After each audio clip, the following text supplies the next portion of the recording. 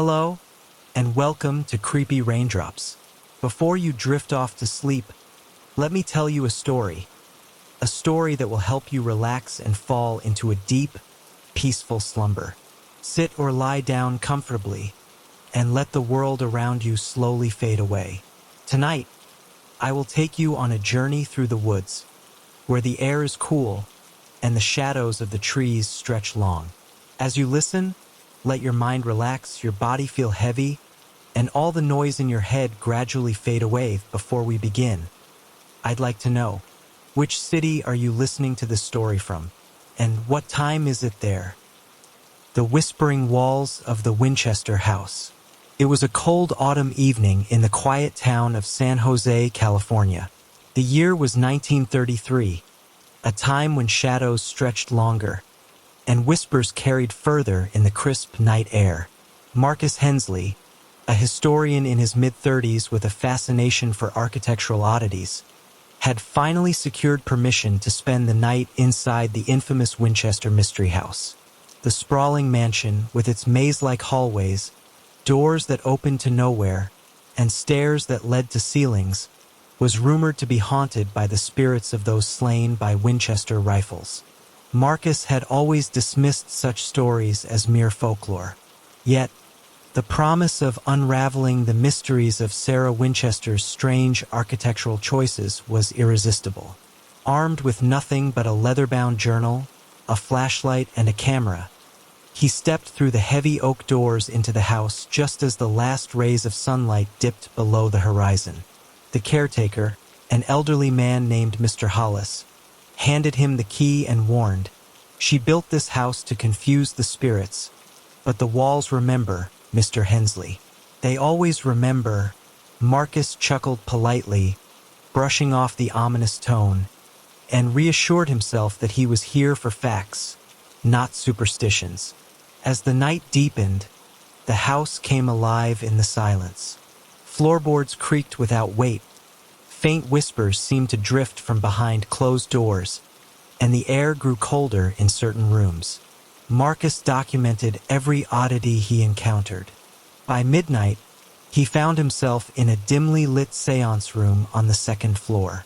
The circular room, with its 13 hooks, tiny windows, and no apparent exit except for the way he'd entered, felt suffocating. Suddenly, a soft murmur echoed around him. It wasn't the wind. It wasn't his imagination. A woman's voice, faint and fragmented, called out, They cannot rest." Marcus froze. His flashlight flickered. He turned, heart pounding, to find that the door he had entered through was gone. The walls seemed to shift, closing in on him, whispering incomprehensible words, as if the house itself was alive. Would Marcus uncover the truth behind the whispers? Or would he too become another secret etched into the haunted halls of the Winchester house? It was as if time itself stood still in the seance room. Marcus pressed his back against the wall, straining his ears to catch the faint murmurs. But they were elusive, slipping away like smoke through his fingers. His flashlight sputtered and then failed entirely, plunging the room into darkness. His breath quickened as he fumbled to retrieve a box of matches from his pocket. Striking one, he illuminated the room briefly. The flickering light revealed nothing unusual, yet the whispers persisted, growing louder and more insistent. "They cannot rest. They cannot rest." The voice seemed to overlap itself, repeating the same phrase, growing in both intensity and urgency. Marcus tried to steady his hands as the match burned down to his fingers, singeing his skin. He hissed in pain and let it fall, leaving him once again in the suffocating dark. He pressed his palms to the cool wall behind him, desperate to find the door that had disappeared. His fingers traced the wood grain, but it felt different, smoother, more like polished stone than aged timber. "Stay calm," he whispered to himself, though his voice trembled. "This house is just an architectural oddity. It's not alive. It's not alive." As if in response, the whispers ceased, replaced by an eerie stillness. Then, with an almost deafening abruptness, a loud thud echoed from above. Marcus instinctively looked up, though he could see nothing. The sound wasn't just a single noise. It was rhythmic, as if heavy footsteps were pacing directly above the seance room. He realized with a chill that there should have been no room above him. The seance room was positioned beneath one of the mansion's infamous roof structures. "Who's there?" Marcus called out, his voice shaky but firm. "I'm not here to disturb anything. I'm just a historian." The footsteps stopped. The silence that followed was oppressive. Marcus struck another match, this time quickly scanning the walls. His eyes caught something he hadn't noticed before. A faint outline in the wall opposite him. It looked like a hidden panel, flush with the wood. His instincts warred with his better judgment, but curiosity won out. He reached for the edge of the panel and pushed. It slid open with an audible click, revealing a narrow, spiraling staircase descending into blackness. This wasn't on any of the plans, he muttered under his breath, his historian's curiosity battling his growing unease. He retrieved a spare flashlight from his bag, praying it would work. The light flickered on, illuminating the steep, winding steps. Cautiously, he began his descent, the air growing colder with each step. The whispers returned, softer now, as though trying to dissuade him from continuing. He ignored them, focusing on the sound of his own breathing and the crunch of dust beneath his boots. The staircase spiraled for what felt like an eternity before opening into a cavernous underground chamber. The room was unlike anything Marcus had seen in the house above. It was circular, with walls lined with strange symbols carved into the stone. At the center of the room was a massive wooden table, its surface scratched and worn, as if by clawed hands. Candles, long melted and cold, stood in iron holders around the room, and the air smelled faintly of mildew and something metallic. On the far side of the chamber, a large mirror stood propped against the wall. Its ornate frame was gilded, but the glass itself was cracked, distorting any reflection. Marcus hesitated, unsure whether to proceed. He took out his camera and snapped a photo of the strange carvings on the walls. The flash lit up the room for an instant, and in that moment, he thought he saw a shadow moving in the mirror. His pulse quickened as he stepped closer, his flashlight beam fixed on the cracked surface. The whispers grew louder, and this time, they were accompanied by faint cries. Men and women, their voices filled with anguish. As Marcus stood before the mirror, a single word etched itself across the glass in a language he didn't recognize. He reached out to touch it, and the moment his fingers brushed the mirror's surface, a shock coursed through his body. The room around him seemed to ripple, and suddenly he wasn't alone. Reflected in the mirror were figures, dozens of them, their eyes hollow, their faces gaunt. They stood behind him in the reflection, though when he turned, the chamber was empty. "Help us," one of the figures in the mirror whispered, her voice breaking with sorrow. "We are bound to her creation, trapped within these walls." "Who?" Marcus asked, his voice cracking. "Sarah Winchester?" The figure nodded. "She thought she could confuse the spirits, but she trapped us instead. We cannot leave, and neither will you." Marcus stumbled back, the beam of his flashlight darting around the room. The walls seemed to shift again, and the symbols glowed faintly, pulsing like a heartbeat. He turned to flee, but the staircase he had descended was gone, replaced by a smooth stone wall. Panic surged through him as he banged his fists against the unyielding surface. "Let me out," he shouted, his voice echoing in the cavern. "I don't belong here." The whispers grew deafening, and the air in the chamber grew thick and heavy. Marcus felt a sudden pressure on his chest, as though unseen hands were gripping him, pulling him toward the table at the center of the room. His legs moved against his will, and before he knew it, he was standing over the scratched surface. One of the figures in the mirror stepped closer, her translucent hand reaching toward him. "You must end it," she said, her voice urgent. "Destroy the source. Break the cycle." "What source?" Marcus yelled, desperate for answers. The figure pointed to the mirror. "She hid it here. The key to our freedom. Smash it and you may escape. But hurry. She knows you're here." Before Marcus could question further, the chamber began to quake. The mirror's surface rippled like water, and the air filled with an ear-splitting screech. Shadows poured from the cracks in the glass, coalescing into a dark, writhing form that hovered above the table. Marcus didn't wait to see what it would do. Grabbing a piece of stone from the floor, he hurled it at the mirror with all his strength. The glass shattered into 1,000 pieces, and the room was plunged into chaos. The shadows screamed as they dissipated, and the figures in the mirror began to fade, their faces etched with relief. The pressure on Marcus's chest lifted, and the walls of the chamber began to crumble. He sprinted toward the far side of the room, where a faint light glimmered.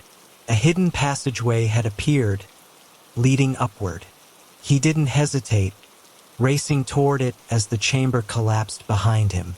When he emerged, gasping for air, he found himself back in the main hallway of the Winchester house. The whispers were gone, replaced by an almost deafening silence. Marcus stumbled out the front door just as the first rays of dawn broke over the horizon. The house loomed behind him, still and silent, but Marcus knew he'd never forget what lay beneath its foundations. Marcus stood on the steps of the Winchester house, his legs trembling, his breath heavy with exhaustion. The dawn painted the mansion in hues of soft gold and pale pink, but its beauty did little to erase the horrors he had encountered. He turned to look at the house one last time, his mind racing. Had he truly destroyed whatever malevolent force lingered within its walls? Or had he merely scratched the surface of something far darker? The silence was unnerving. After hours of whispers, cries, and strange, otherworldly sounds, the absence of noise was deafening. Marcus clutched his camera and journal, his only proof of the night's events, and made his way to his car parked at the edge of the overgrown driveway. He needed to leave, needed to escape before the house claimed him again. But as he slid into the driver's seat and turned the key, the engine sputtered and refused to start. He cursed under his breath, trying again, but the old car remained lifeless. The air around him felt heavy, oppressive. He glanced at the mansion through the windshield, half expecting to see something or someone, watching him from one of its many windows. Yet the house remained still, its countless eyes of glass reflecting the morning light. "Come on," he muttered, turning the key once more. This time the engine roared to life. Marcus exhaled in relief, put the car in gear, and sped down the long, winding driveway. The further he got from the house, the lighter the air felt, as though an invisible weight was being lifted from his chest.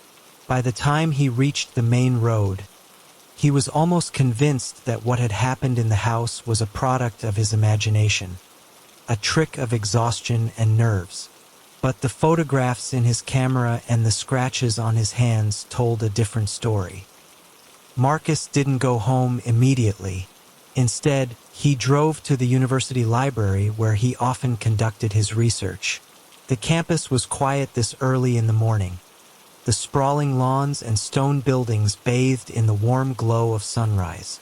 He parked his car and hurried inside, heading straight for the small darkroom tucked away on the second floor.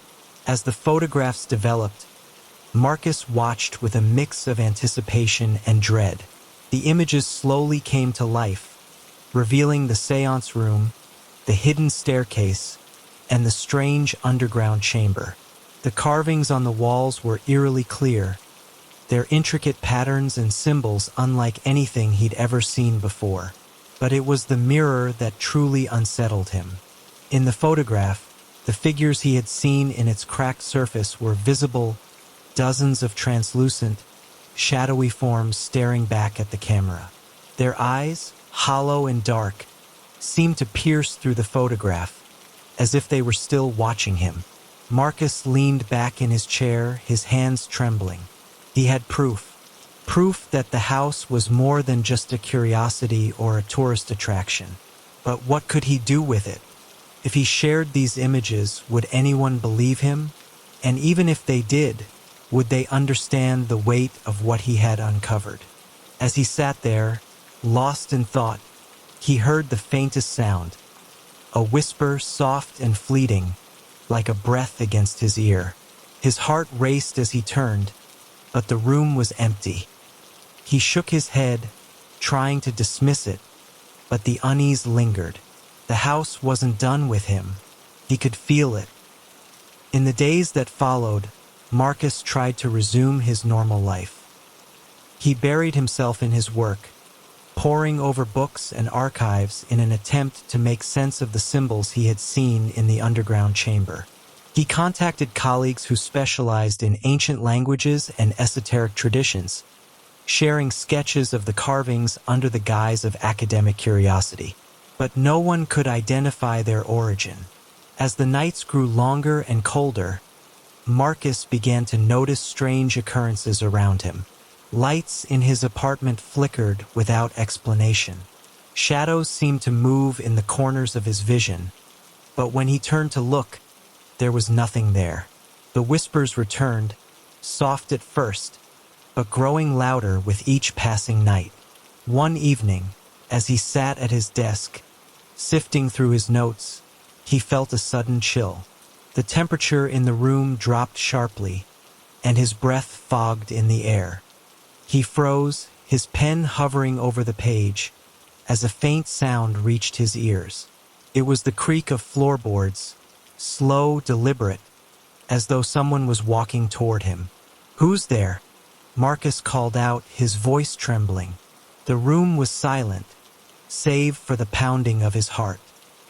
He grabbed his flashlight and swept its beam across the room, but it revealed nothing out of the ordinary. Still, the feeling of being watched was overwhelming.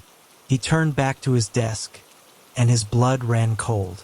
On the page before him, where he had been taking notes, a single word had appeared, scrawled in a shaky hand that wasn't his own: return.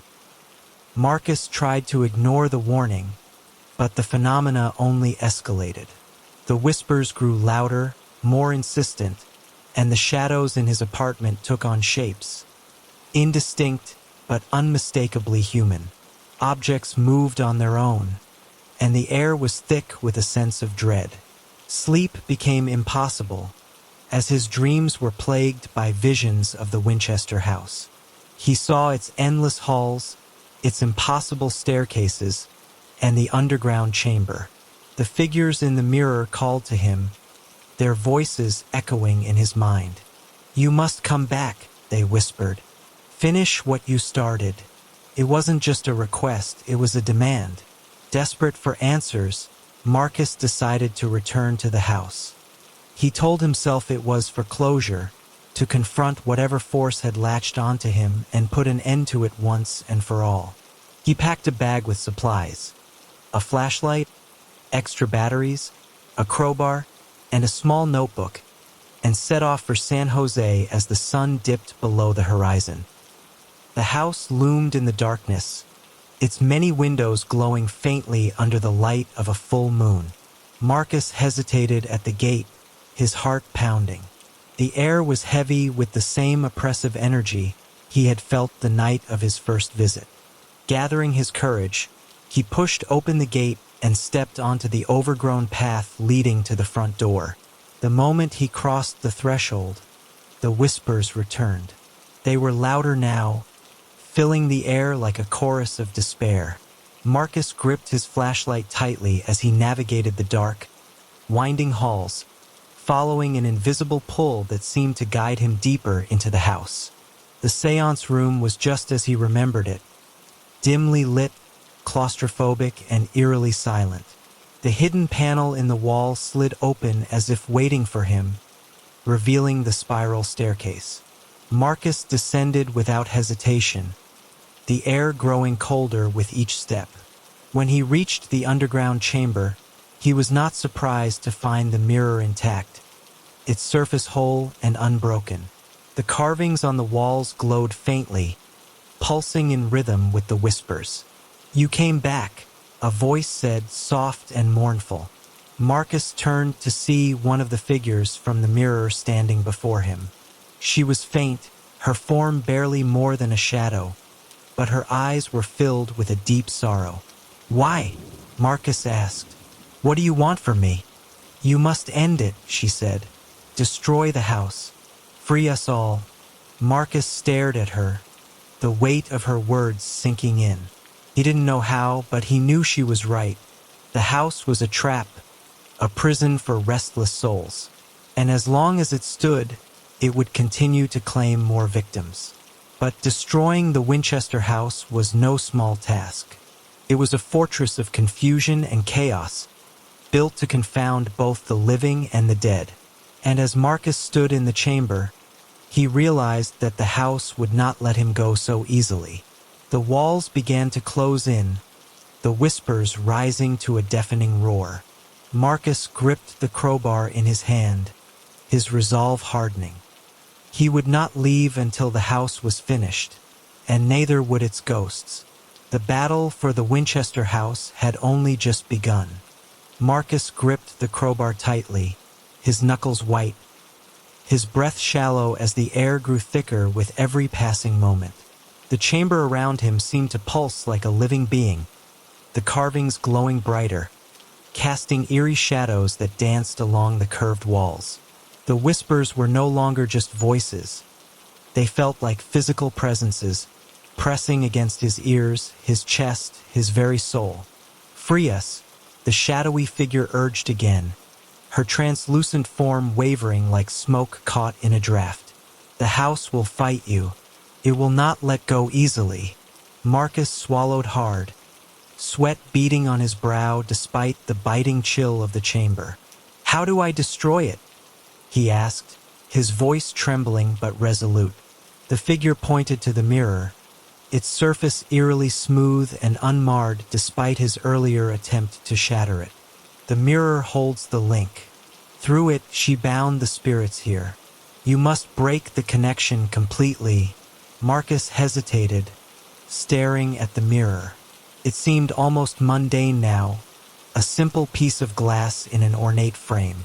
But the weight it carried, the lives trapped within it, was anything but ordinary. He raised the crowbar, preparing to strike, when the room suddenly shifted. The floor beneath him trembled, and a low, guttural groan reverberated through the air, as if the house itself was awakening. The carvings on the walls flared with blinding light, and a powerful gust of wind erupted from the mirror, throwing Marcus backward. He slammed into the cold, hard ground, the crowbar skittering out of his grasp. "Stop!" A voice boomed, deep and commanding. It wasn't one of the whispers. It was something else entirely, something far more menacing. The shadows in the chamber coalesced, forming a towering figure cloaked in darkness. Its eyes burned with an unnatural light, piercing and cruel. "You dare defy her design? This house was built for a purpose." Marcus scrambled to his feet, his body trembling as he faced the entity. "She built this house to confuse spirits, to protect herself," he said, his voice shaking but growing louder. "But she didn't realize she was trapping them here, turning this place into a prison." The figure laughed, a hollow, echoing sound that sent shivers down Marcus's spine. "A prison? No. This house is a monument to her guilt. Thrives on pain, on fear, on loss. And now you belong to it." Before Marcus could react, The shadows surged toward him, tendrils of darkness wrapping around his arms and legs. He struggled against the pull, his heart racing as he was dragged closer to the mirror. The surface of the glass rippled like water, and within it, he saw flashes of faces, anguished, pleading, their eyes filled with despair. He realized with a jolt that they weren't just trapped spirits. They were the memories of lives destroyed by the Winchester legacy. "Release them," Marcus shouted, his voice straining as the shadows tightened their grip. "They don't deserve this. They are the house now," the entity growled. "And so are you." Summoning every ounce of strength, Marcus reached for the crowbar, his fingers brushing against the cold metal. With a desperate cry, he swung it upward, the sharp edge slicing through the tendrils of shadow. The grip on his body faltered, and he stumbled forward, using the momentum to strike the mirror with all his might. The glass shattered, shards exploding outward in a cascade of light and sound. The chamber shook violently, the walls cracking as the carvings dimmed. The shadowy figure let out a furious roar, its form beginning to unravel as the light from the shattered mirror consumed it. "No," it bellowed, its voice fading as the chamber collapsed around it. "You will never escape." Marcus bolted up the spiral staircase, the ground quaking beneath his feet. The house was coming apart, its carefully constructed labyrinth unraveling in a chaotic storm of noise and debris. Doors slammed open and shut, walls cracked and shifted, and the whispers turned to screams. The spirits trapped within the house were being set free, their cries echoing through the collapsing corridors. As he reached the main floor, Marcus felt the weight on his chest lift. The air, though still thick with dust and chaos, felt lighter somehow, as though the house's oppressive hold was weakening. He stumbled toward the front door, his body aching, his lungs burning. Behind him, the walls groaned, and the ceiling began to cave in. With a final burst of energy, Marcus pushed open the heavy oak doors and stumbled onto the front steps. He collapsed on the grass, gasping for air, as the house behind him shuddered violently. The towering structure seemed to sag, its many windows reflecting the pale light of dawn before shattering in unison. The entire mansion began to implode, folding in on itself like a collapsing star. Marcus watched in stunned silence as the Winchester house crumbled, its once grand facade reduced to rubble. The screams and whispers faded, replaced by an almost eerie calm. The spirits were gone. They were free. For days after the destruction of the Winchester house, Marcus struggled to process what had happened. News of the collapse spread quickly, with headlines speculating on everything from structural failure to sabotage. No one mentioned the spirits, the whispers, or the mirror. To the outside world, it was simply an architectural tragedy, a historical landmark lost forever. But Marcus knew the truth. He spent hours poring over his photographs, his notes, and the few fragments of glass he had managed to recover from the mirror's remains. The symbols etched into the shards were faint but still visible, their meaning elusive. He sent the pieces to experts around the world, hoping for answers, but none came. The origin of the carvings, like the house itself, remained a mystery. Though the spirits were gone, Marcus wasn't entirely free. The events of that night lingered in his mind, replaying in vivid detail whenever he closed his eyes. The whispers no longer haunted him, but he often felt a strange presence, a fleeting sensation, as if someone was watching him from the shadows. One evening, as he sat in his study, a soft knock echoed through the room. He froze, his pulse quickening. The knock came again, gentle but insistent. He turned slowly, his eyes scanning the room, but there was no one there. On his desk, his journal lay open. The pages were blank, save for a single line written in the same shaky hand he had seen before. "It is not over." Marcus stared at the words, his chest tightening. The house was gone, but its legacy, its curse remained. And he realized, with a sinking feeling, that his connection to it might never truly be severed. Some doors, once opened, can never be closed. Marcus's fingers hovered over the words in his journal, his mind racing. The faint scrawl glared up at him as if alive, each letter etched with a sinister intent. "It is not over." The phrase repeated in his head like a mantra, and though the air in the study was still, he felt as if the shadows were pressing in closer, surrounding him. He pushed back from the desk, heart pounding, and began pacing the room. The house was gone. He had watched it collapse with his own eyes. He had felt the spirits leave. So what was this? A lingering remnant of its power? Or was there something else? A part of the puzzle he had missed? Marcus grabbed the fragments of the mirror from his desk, turning them over in his hands. Each shard shimmered faintly, as though some energy still coursed through them. He thought of the symbols etched into the walls of the underground chamber and the carvings on the mirror's surface. They had seemed ancient, deliberate, as if they held a purpose far beyond anything he could comprehend. What if destroying the mirror hadn't been enough? What if its power hadn't been entirely severed? A sudden knock at the door snapped him out of his thoughts.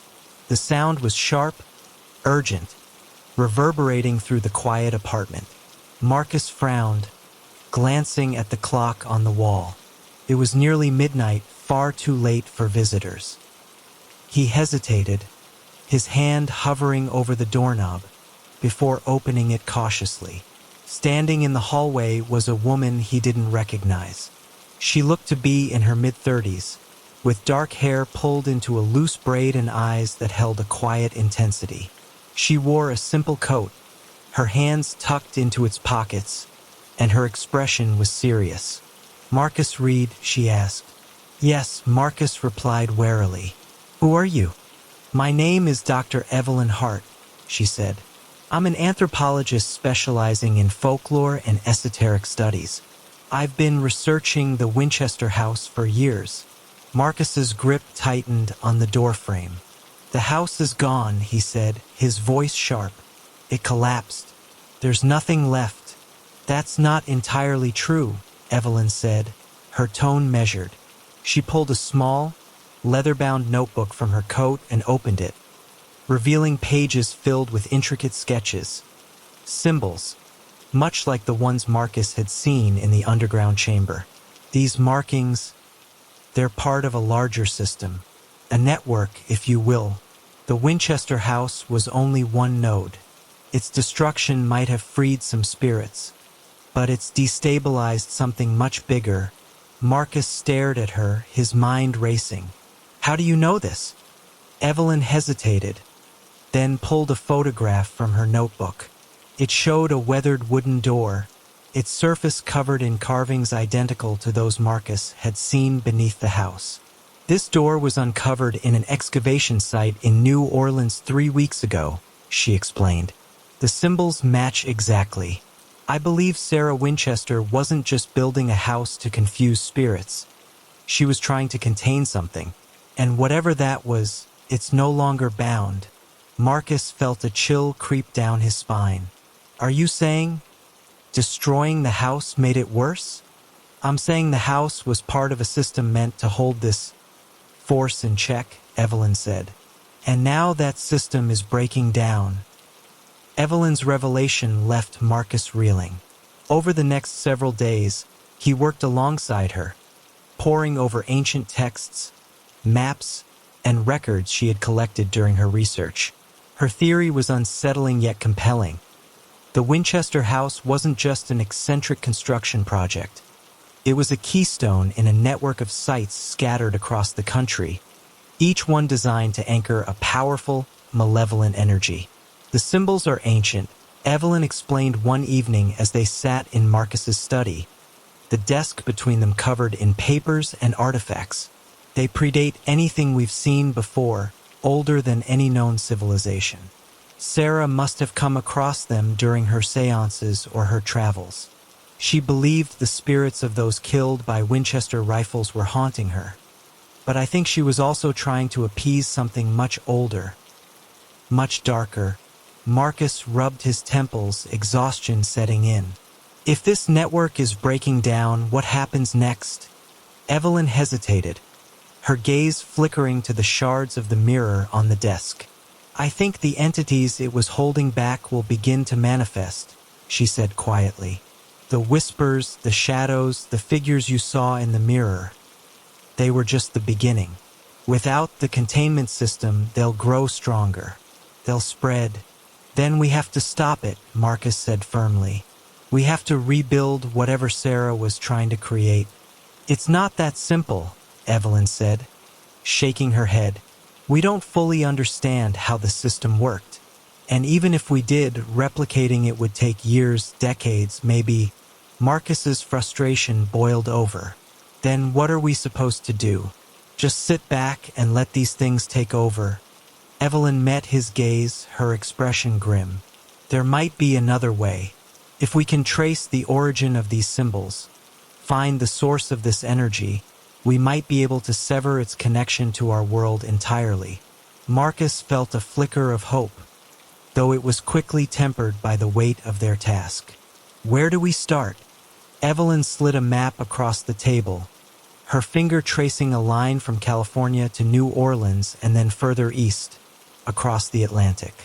I believe the symbols originated in Mesopotamia. If we can find the original site where this energy first emerged, we might find a way to contain it or destroy it. Their journey began in New Orleans, where the excavated door Evelyn had shown Marcus was being stored in a secure facility. The carvings on its surface were almost identical to those Marcus had seen in the Winchester house, though they were more weathered, their edges softened by time. Evelyn took dozens of photographs, noting every detail, while Marcus examined the door itself. It's not just decorative, he said, running his fingers over the grooves. These symbols are arranged in a specific pattern. It's almost like a lock. A lock for what? Evelyn asked, her voice barely above a whisper. Marcus didn't answer. The air around the door felt strange, charged, like the static before a storm. He stepped back, unease prickling at his skin. Whatever the door had been sealing, it was long gone. But the residual energy remained, a faint echo of the power it had once contained. Their next stop was Europe, where Evelyn's contacts led them to a remote archaeological site in what was once ancient Mesopotamia. The ruins were stark and desolate, the remains of an ancient temple half buried in sand. As Marcus and Evelyn explored the site, they found more of the symbols etched into the walls, the floors, even the broken fragments of pottery scattered across the ground. This is it, Evelyn said, her voice tinged with awe and fear. This is where it all began. Marcus felt the weight of her words as he stepped into the heart of the temple. The air was thick and heavy, the light dim despite the blazing sun outside. At the center of the chamber was a massive stone altar, its surface covered in the same intricate carvings they had seen before. But unlike the symbols in the Winchester house or on the door in New Orleans, these were filled with a strange black resin that seemed to shimmer and pulse. As they approached the altar, a low hum filled the air, growing louder with each step. Marcus felt a familiar chill crawl up his spine, and the whispers returned, faint but unmistakable. "We're not alone," he murmured. Evelyn nodded, her expression grim. "We found the source." Marcus stared at the altar, the weight of their task settling heavily on his shoulders. The energy they had been chasing across continents wasn't just lingering. It was alive, and it was waiting. The hum resonated deep in Marcus's chest, an oppressive vibration that seemed to sync with the frantic beating of his heart. The altar loomed before them, ancient and malevolent, its black resin markings writhing faintly as though alive. Evelyn held up a flashlight, her hand trembling slightly as the beam revealed more carvings along the walls. The symbols glowed faintly in response, their light pulsing in time with the hum. "This is more than a source," Evelyn said softly, her voice almost drowned out by the noise. "It's a gateway." Marcus felt the truth of her words in his bones. The oppressive atmosphere in the temple was unlike anything he'd experienced, even in the Winchester house. The air itself seemed alive, charged with energy that pressed against his skin, his mind. He clenched his fists, fighting the growing urge to turn and run. Whatever lay beyond this gateway, it was not meant for the world of the living. "How do we close it?" Marcus asked, his voice hoarse. Evelyn crouched by the altar, her eyes scanning the carvings. She pulled out her notebook, comparing the symbols to the ones they documented. "These patterns, there's a sequence here. It looks like some kind of ritual, but it's incomplete. There are gaps." "Gaps?" Marcus echoed, his frustration mounting. "Then how do we finish it?" Evelyn glanced up at him, her brow furrowed. "We don't. Not yet. We need to find the missing pieces." The next few days were a blur of research and dead ends. Evelyn and Marcus combed through libraries, museums, and archives, searching for any reference to the symbols or the gateway. Their quest took them to Istanbul, where Evelyn's contact at a private collection granted them access to a set of ancient Mesopotamian tablets. The carvings on the tablets bore striking similarities to the ones they had seen, but the text was cryptic and fragmented. One line stood out: "The price of the seal is the blood of the willing." Evelyn's face paled as she read the words aloud. "Blood magic," she murmured. "This isn't just a lock. It's a sacrifice." Marcus's stomach turned. "Sacrifice to what?" Evelyn didn't answer, her gaze fixed on the tablet. The symbols seemed to shift under the dim light, their shapes weaving together in patterns that made Marcus's head ache. "This isn't about appeasing the spirits of the dead," she said finally. "This is about containing something much worse, something that feeds on life." Their search for answers led them back to the altar. Armed with new knowledge and a heavy sense of foreboding, they returned to the desolate ruins, their steps echoing in the silence. Marcus carried a heavy bag filled with tools and supplies, though he doubted anything they had would be enough to combat what awaited them. Evelyn knelt by the altar once more, carefully unpacking the fragments of the mirror they had brought from the Winchester house. "If we can use these to complete the ritual, we might be able to seal the gateway again." Marcus glanced at the shimmering shards. "What if it doesn't work?" Evelyn didn't look up. "Then we hope it's enough to slow it down." As they worked, the air grew heavier, the hum rising in pitch. Shadows flickered at the edges of their vision, darting just out of sight. Marcus's hands shook as he arranged the shards in the grooves of the altar, each piece clicking into place with an almost magnetic pull. The symbols around the room flared to life, their glow casting eerie patterns on the walls. "It's working," Evelyn whispered, though her tone was laced with fear. "We're activating the seal." The hum grew deafening, and the shadows began to coalesce, forming shapes that seemed to reach toward them. Marcus felt a cold hand brush against his shoulder and spun around, but there was nothing there. "Hurry," he urged, his voice barely audible over the noise. Evelyn completed the final placement, her breath coming in short gasps. She pulled a small dagger from her bag, its blade etched with the same symbols. "This is the final step," she said, holding the blade out to Marcus. "One of us has to offer a drop of blood to activate the seal." Marcus hesitated, his mind racing. The weight of the dagger in his hand felt immense, and the idea of willingly giving himself to this ritual filled him with dread. But there was no time to argue or analyze. He gritted his teeth and pressed the blade to his palm, wincing as it broke the skin. The blood dripped onto the altar, and the reaction was immediate. The carvings flared with blinding light, and the hum turned into a roar. The ground beneath them shook violently, cracks splintering through the stone floor. The shadows writhed and screamed, their forms dissolving into the air as the energy of the seal consumed them. For a moment, Marcus thought it was over. The light from the altar dimmed, the roar fading into silence. But then the ground split open, and a massive, clawed hand emerged. The hand was blackened and twisted, its surface covered in the same glowing symbols that adorned the altar. It clawed at the edges of the crack, pulling a towering form into the chamber. The creature's eyes burned like twin suns, and its presence filled the room with an overwhelming sense of dread. Marcus stumbled backward, his breath hitching. "What the hell is that?" Evelyn's face was pale, her eyes wide with terror. "It's the Guardian," she said. "The seal wasn't just to keep things in. It was to keep this out." The creature turned its gaze toward them, its eyes narrowing.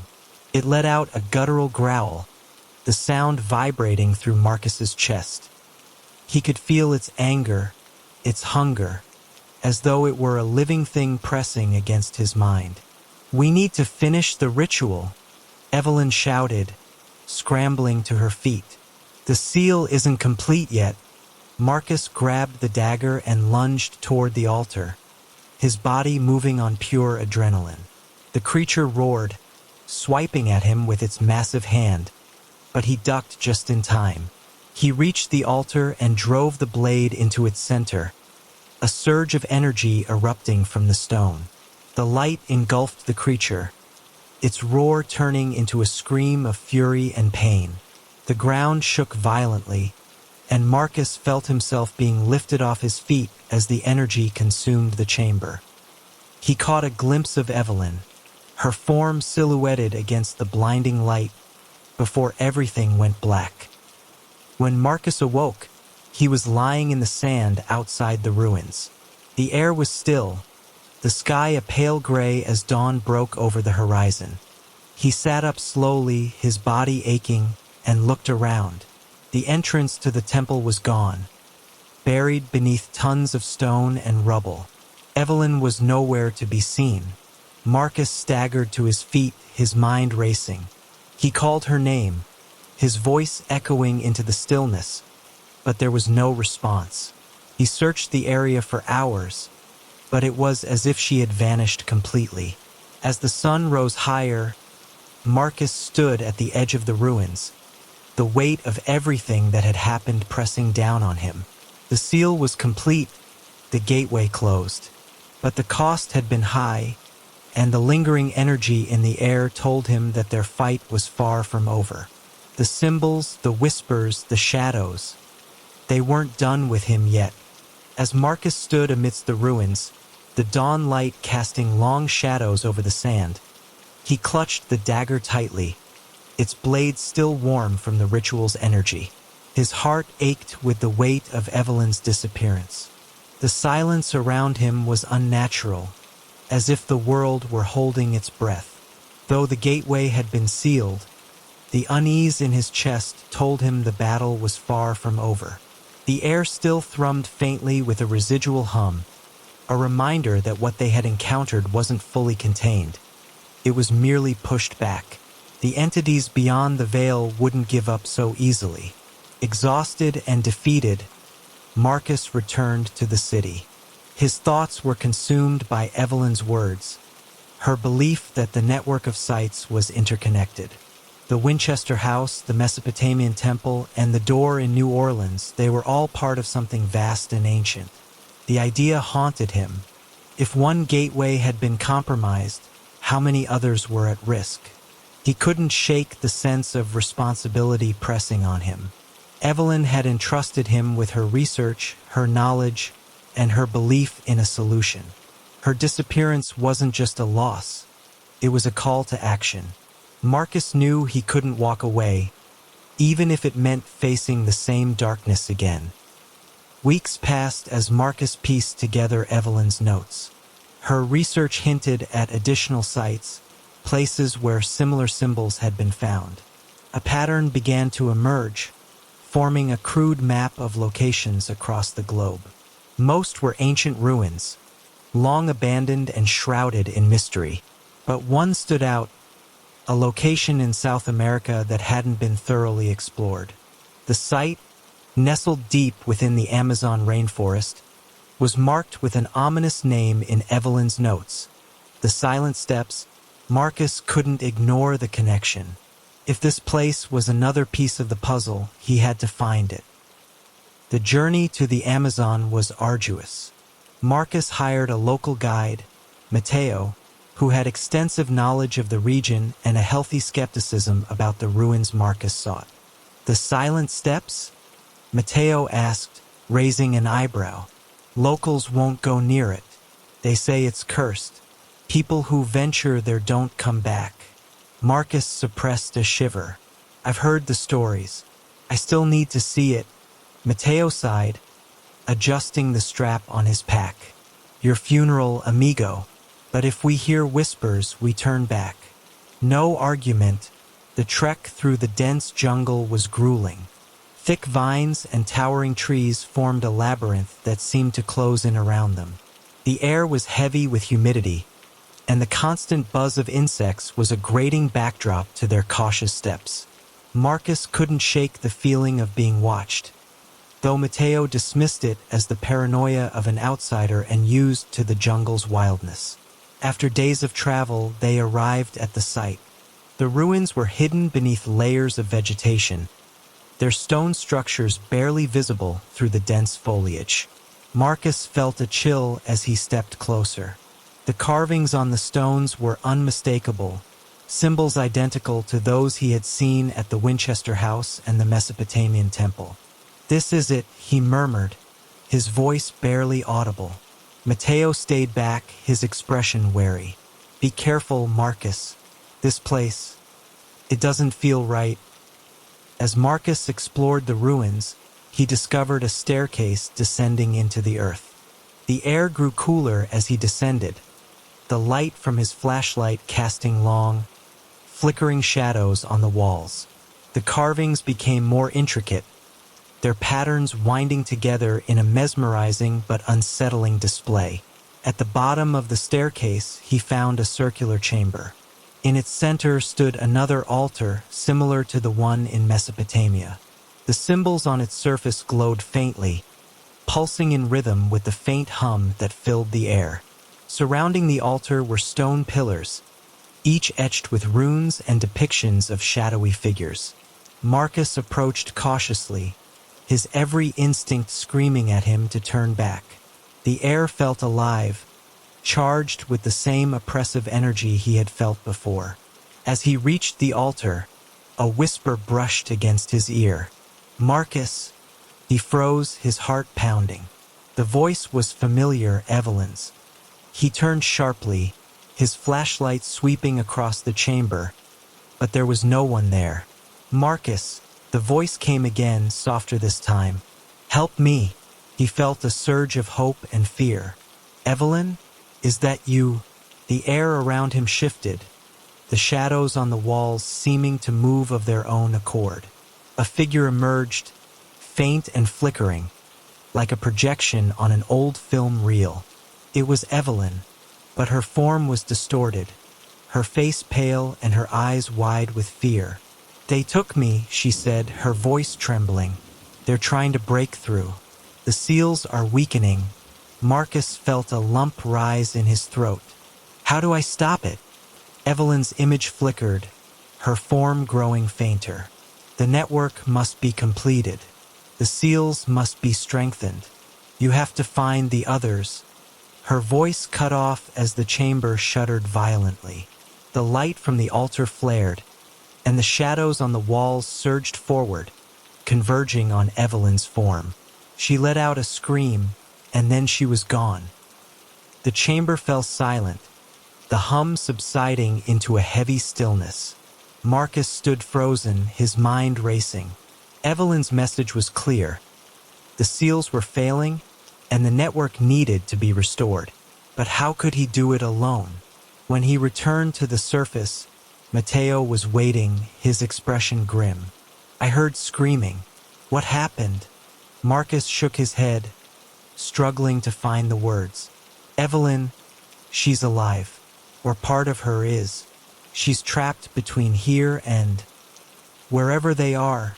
Matteo frowned. You mean the spirits? The ones the seals were holding back? Marcus nodded. She said the seals are weakening. If we don't restore them, they'll break through. Matteo studied him for a long moment, then sighed heavily. Then we'd better start figuring out how to fix them. The next few months were a whirlwind of research and travel. Marcus and Matteo tracked down site after site, each one connected to the network.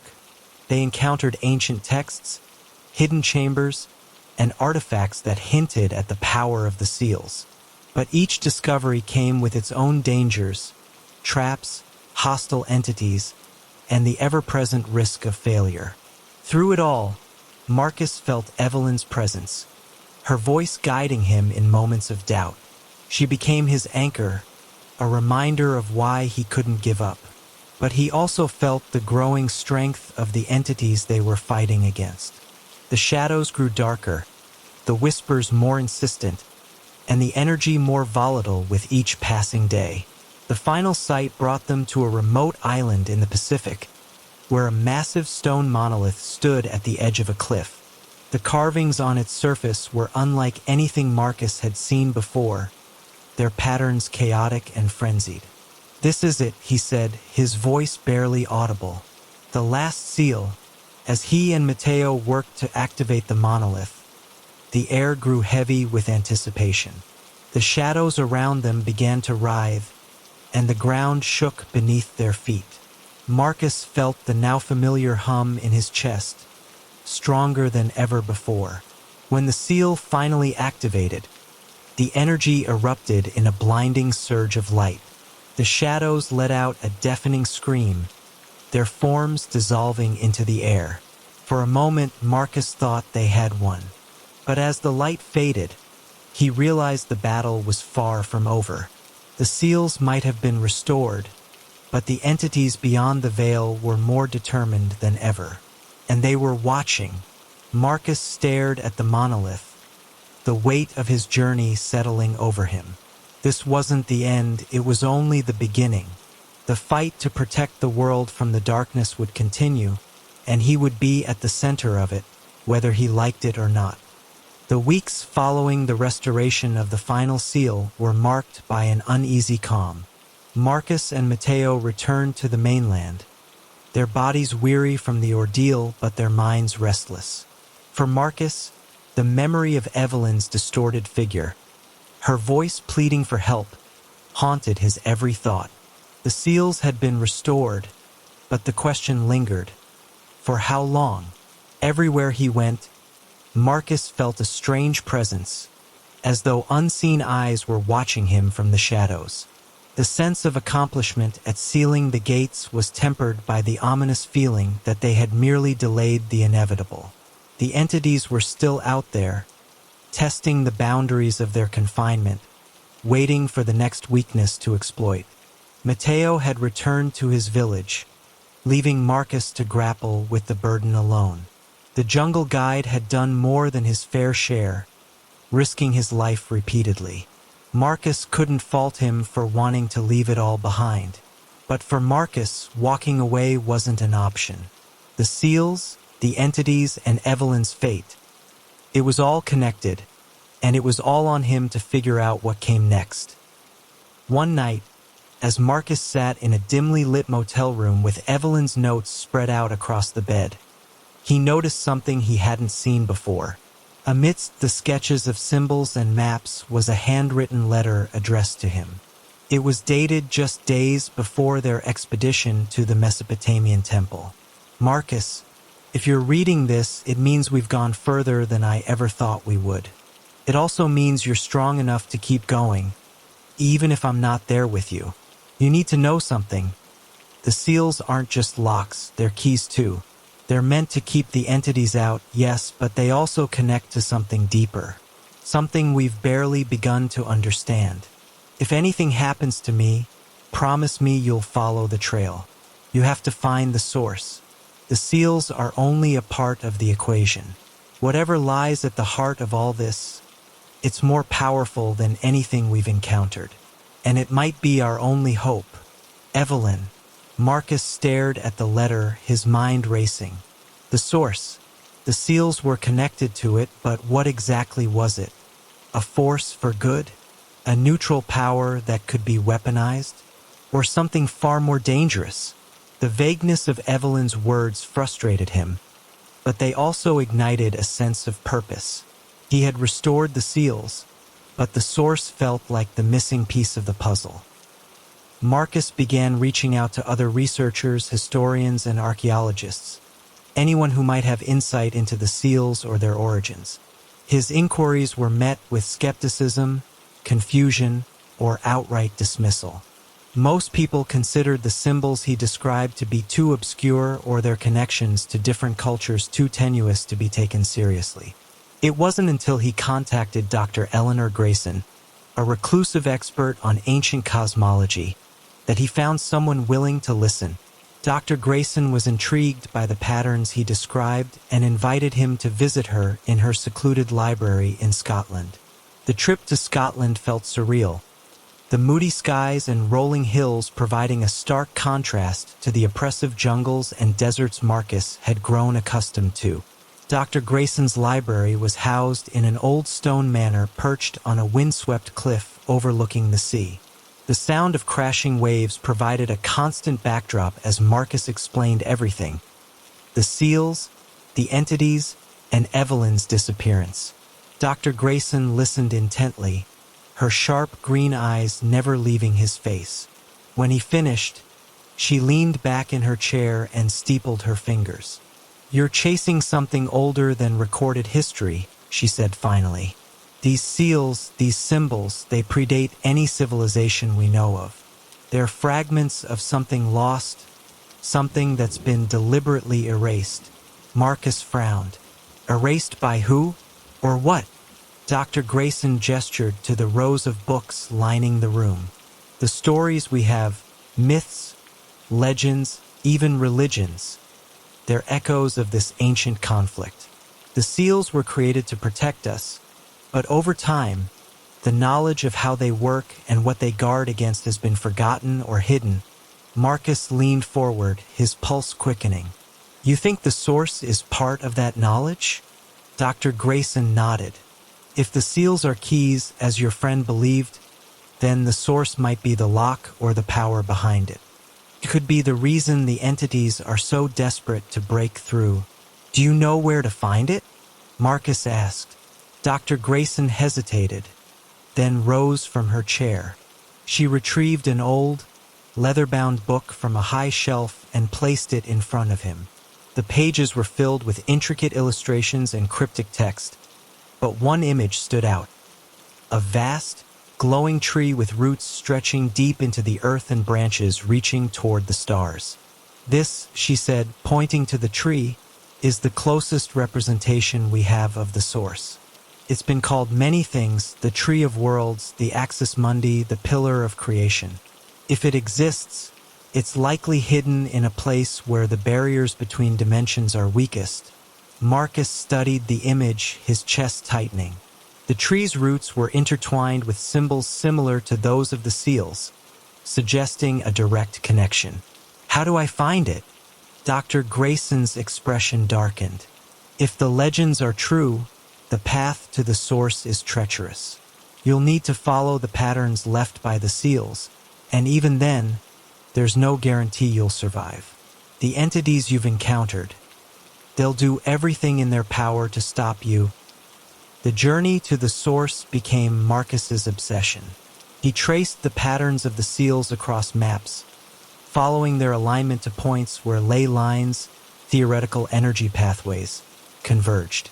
Each location brought him closer, but it also increased the intensity of the phenomena around him. The whispers became louder, the shadows more oppressive. He began to see figures in his peripheral vision, fleeting glimpses of forms that vanished the moment he turned. The closer he got, the more the world itself seemed to resist him. Earthquakes, storms, and inexplicable accidents plagued his path, as if nature itself were conspiring to keep him away. Matteo, who had reluctantly agreed to rejoin him, grew increasingly uneasy. "This is madness," Matteo said one night as they camped near a remote mountain pass. "Whatever you're chasing, it's not worth your life." Marcus stared into the fire, his face lined with exhaustion. "It's not just my life, Matteo. If the seals fail, it's everyone's." Matteo shook his head, but he didn't argue further. Despite his misgivings, he stayed by Marcus's side, his loyalty unshaken. After months of searching, they found themselves in a desolate valley surrounded by jagged peaks. At its center stood an enormous, ancient structure, a stone archway carved with symbols that glowed faintly in the twilight. The air was thick with energy, the hum vibrating in their bones. "This is it," Marcus said, his voice barely audible. As they approached the archway, the ground trembled, and a low growl echoed through the valley. Shadows coalesced around them, forming into monstrous shapes. The entities had found them. "Marcus, we need to leave now," Matteo shouted, drawing a blade. But Marcus knew there was no turning back. He gripped the dagger tightly, its symbols glowing in response to the energy around them. He stepped toward the archway, the shadows closing in. Marcus stood at the base of the massive tree, its roots entwined with symbols that pulsed in a rhythmic glow. The air was heavy with a hum that resonated deep in his chest, a vibration that seemed to synchronize with his heartbeat. The source was magnificent and terrifying, its sheer presence overwhelming. Each branch reached toward the infinite, seemingly stretching into realms Marcus couldn't comprehend. This was the power Evelyn had spoken of, the heart of the seals, the key to containing the entities. But the tranquility of the moment was short-lived.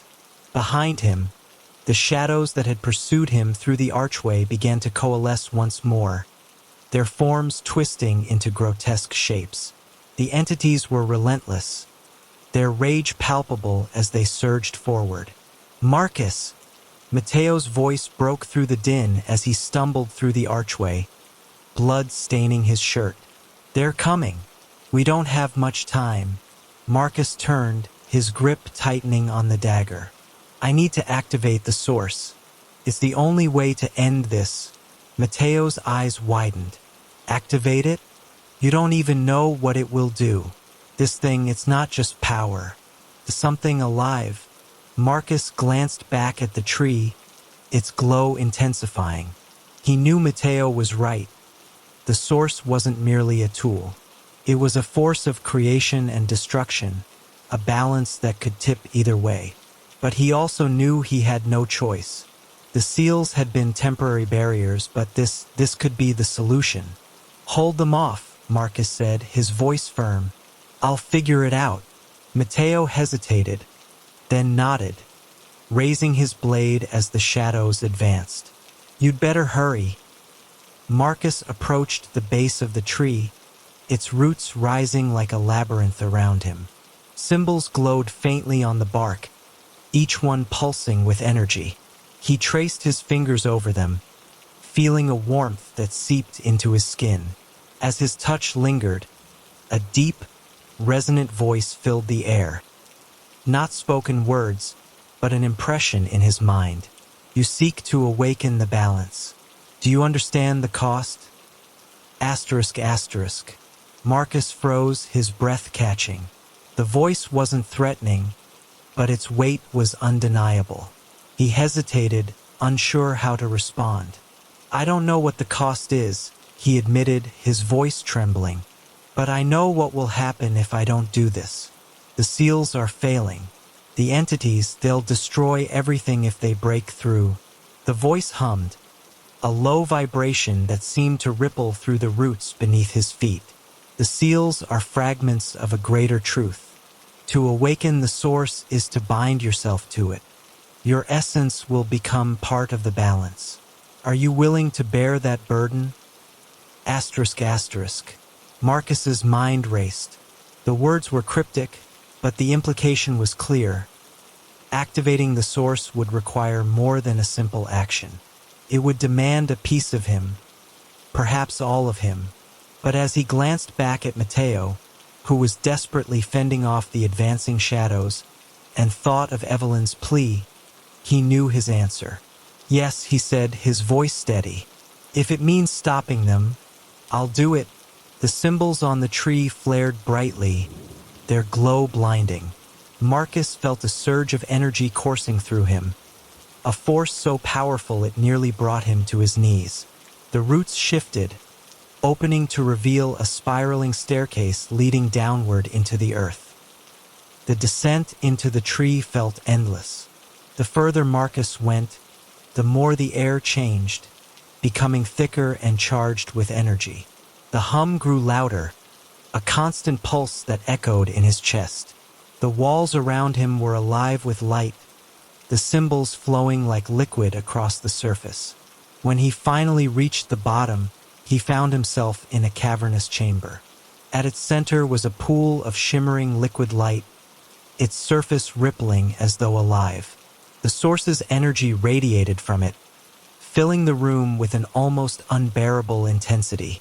Marcus stepped closer, the dagger in his hand glowing brighter with each step. The pool seemed to respond to him, its ripples intensifying as he approached. He knelt at the edge, staring into its depths. Images flickered across the surface, worlds he didn't recognize, faces he didn't know. But among them was Evelyn, her face etched with determination. "This is it," he whispered. "This is what you wanted me to find." The shadows in the chamber grew darker, the entities seeping into the space despite the light. Their forms twisted and contorted, their whispers a cacophony of rage. Marcus knew he had only moments to act. He plunged the dagger into the pool. The reaction was immediate. The liquid light surged upward, enveloping Marcus in a blinding column of energy. Pain and ecstasy coursed through him in equal measure as the source's power connected with him, flooding his mind with knowledge and visions. He saw the creation of the seals, the battles fought to protect them, and the sacrifices made to keep the balance intact. And he saw the entities, beings born of chaos, driven by an insatiable hunger to consume and destroy.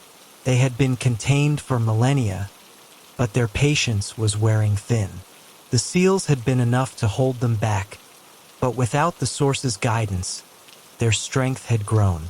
The visions faded, and Marcus found himself standing in the chamber once more. But he was different now. The energy of the source coursed through him, his body glowing faintly with its light. He could feel the balance of the seals, their connection to the world, and the thin barrier separating reality from the chaos beyond. The entities screeched, their forms writhing as they were forced back by the light emanating from Marcus. He raised his hand, and the symbols around the chamber flared to life, their glow spreading outward. The shadows recoiled, their screams fading as they were pushed back into the void.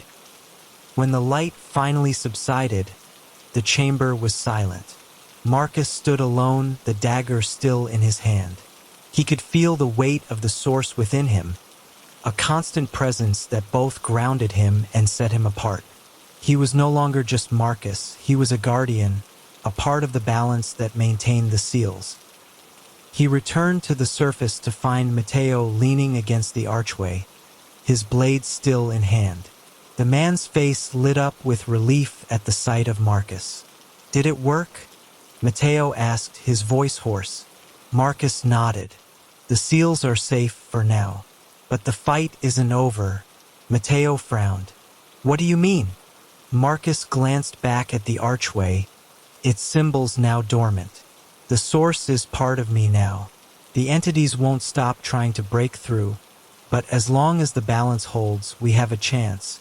Matteo studied him for a long moment, then sighed. You've changed. You're different. Marcus didn't argue. He could feel it too, the energy coursing through him, the connection to something far greater than himself. It was both a gift and a curse, a responsibility he hadn't asked for but couldn't refuse. As they left the valley, Marcus felt the weight of the journey ahead. The seals might hold, but the entities would always be watching, waiting for another chance. And it was his duty to ensure they never got it. As Marcus and Matteo walked away from the valley, the looming presence of the source lingered in the back of Marcus's mind. The seals were intact, the balance preserved, for now. But he knew the entities would never give up. The power of the source had awakened within him, and with it, a responsibility that could not be ignored. The world was no longer just a place of fleeting, mortal concerns. It was a battleground between forces ancient and unstoppable. And Marcus, with the source's power coursing through his veins, was now its unwilling protector. His gaze shifted to Matteo, who walked silently beside him, the weight of the journey pressing down on them both. There would be no more running, no more hiding. The path ahead was fraught with danger, but it was the only one they had. They would stand together, united by their shared knowledge of the darkness that lurked just beyond the veil. As the two of them disappeared into the night, Marcus felt an uneasy peace settle over him. The battle was far from over, but perhaps, just perhaps, the future could still be shaped by those brave enough to face it. Thank you for staying with us through this chilling tale. We hope you enjoyed the journey into the unknown, where darkness and light are forever in conflict. Now, as the night deepens, we wish you sweet dreams. May your sleep be free of shadows, and may your mind rest in peace. Remember to subscribe so you won't miss the next eerie adventure. We have many more stories to share. Stories that will keep you awake, wondering if the world you see is really all there is. Until then, good night, and may your dreams be as haunting as the stories we tell.